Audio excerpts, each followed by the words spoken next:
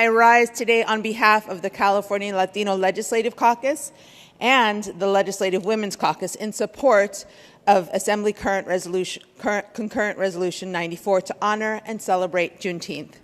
Juneteenth marks the date that the last people who were enslaved in the U.S. learned they were free in 1865. This year marks the 158th anniversary of its recognition and second anniversary as a federal holiday. This is not simply a symbolic gesture, but an acknowledgement of the legacy of enslavement and remembrance that freedom and justice have always been delayed for the Black communities.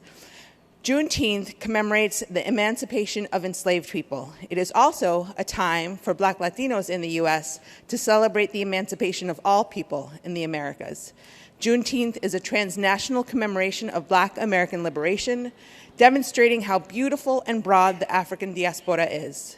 In fact, California has the second largest number of Black Latinos, 237,000, and 6 million people identifying as Black Latinos in the U.S.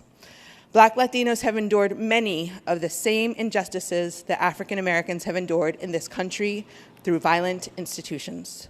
We can also never forget the contributions of Black women as a whole and that they've led in the struggle for liberation. We cannot ignore the fact that racism still exists and has been intertwined in our history with the fight against sexism. Women, our mothers, our grandmothers, carry with them this history of racism and sexism and remind us of how precious and hard-fought our freedoms are.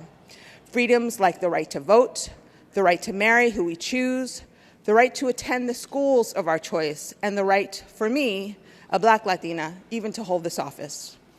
We are still fighting for the basic rights for women, like Black women to have pay equity. Black women were still earning 58% of what non-Hispanic white men have earned since 2020.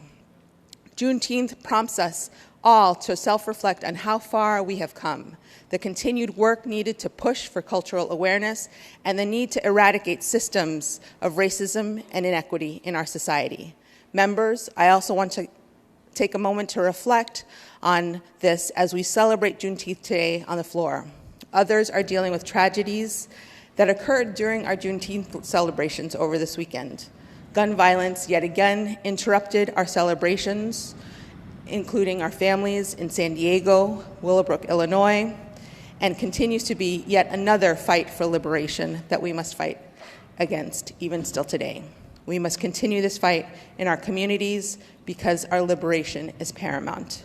We must continue to fight for equal justice, for liberation of all people, and for the commemoration and recognition of all. Members, I ask you to rise in support of ACR 94.